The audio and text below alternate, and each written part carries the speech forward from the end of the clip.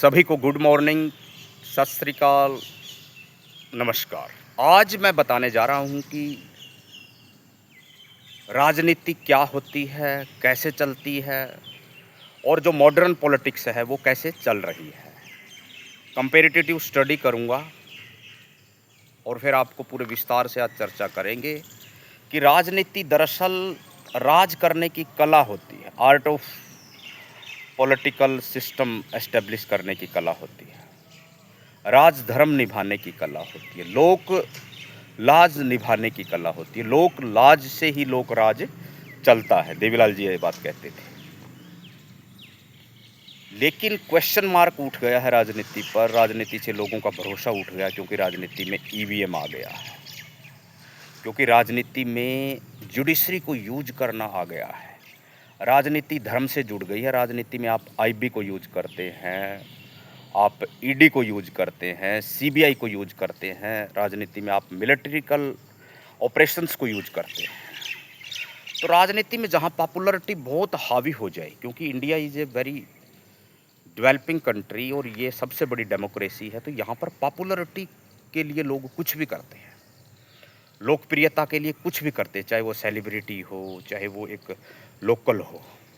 लेकिन आपको मानना चाहिए कि जो एल्गोरिदम है उसको अमेरिका कंट्रोल करता है। फेसबुक किसका? अमेरिका का है। व्हाट्सएप किसका? अमेरिका का है। यूट्यूब किसका? अमेरिका का है। इंस्टाग्राम किसका? अमेरिका का। एक्स जो है वो किसका? अमेरिका का। जो पूरे की पूरी पॉपुलैरिटी है इंडिया की, एल्गोरिदम है, उसको अमेरिका कंट्रोल कर रहा है। अब ये अमेरिका पर डिपेंड करेगा कि वो क्या चीज़ें हमें दिखाना चाहेगा, कैसे न्यू एम्पेयरलिज्म को भारत में लागू करेगा। तो ये चीज़ें बहुत गहरी है। पॉलिटिक्स इंस्टीट्यूशन से चलती है, स्कूलों से चलती है, कॉलेजों से चलती है, यूनिवर्सिटीज से चलती है, आंगनबाड़ी से चलती है, जेलों से चलती है, थानों से चलती है, कोर्ट कचहरी से पॉलिटिक्स चलती है, आईआईएम से पॉलिटिक्स चलती है, आईआईटी से पॉलिटिक्स चलती है, जुडिशरी से पॉलिटिक्स चलती है, एग्जीक्यूटिव से पॉलिटिक्स चलती है, लेजिस्लेचर से पॉलिटिक्स चलती है, मीडिया से पॉलिटिक्स चलती है, फेसबुक से पॉलिटिक्स चलती है, इंस्टाग्राम से पॉलिटिक्स चलती है, व्हाट्सएप से पॉलिटिक्स चलती है, एक्स से पॉलिटिक्स चलती है, स्नैपचैट से पॉलिटिक्स चलती है। तो हमें समझना पड़ेगा कि समाज के मेन मुद्दे क्या है, जैन जी के कंसर्न क्या है।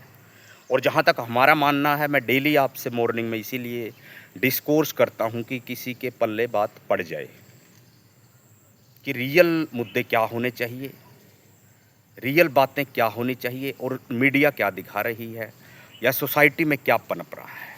क्योंकि जो हम आसपास देखते हैं वो सोसाइटी का दर्पण है। उस चीज़ को हमें समझना पड़ेगा, पहचानना पड़ेगा, जानना पड़ेगा और उस पे चिंतन मंथन विचार विमर्श करना पड़ेगा। क्योंकि डायलॉग करते हैं तो चीज़ें निकलती हैं। जैन जी को हम संस्कार विहीन नहीं कह सकते, जैन जी को हम दिमागी नक्सली नहीं कह सकते। हालांकि ये सही है कि संस्कार कम होते हैं तो अपराध बढ़ते हैं, इसमें कोई डाउट नहीं है कि कम होते संस्कार और बढ़ते अपराध।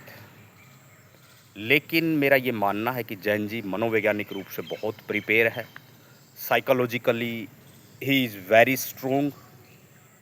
वो अपनी जो है पूरी रिसर्च करता है, क्रॉस चेक करता है फैक्ट्स को, और इसीलिए तो उनका आंदोलन जीता। जंतर मंतर में उनका आंदोलन इसीलिए जीता कि क्योंकि वो क्रॉस चेक कर करके उनके अपने साइन यूं यूं यूं ऐसी चीज़ें, वो बिल्कुल न्यू न्यू उनके साइन है, उनकी सिंबॉलिक लैंग्वेज है, उनके सिंबॉलिक नारे हैं। तो सिंबॉलिज्म एक बहुत ग्रेट साइंस है लैंग्वेज की।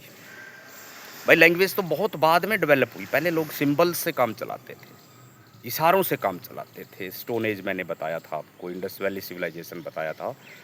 तो language is a great powerful tools. Language कोई भी हो सकती है,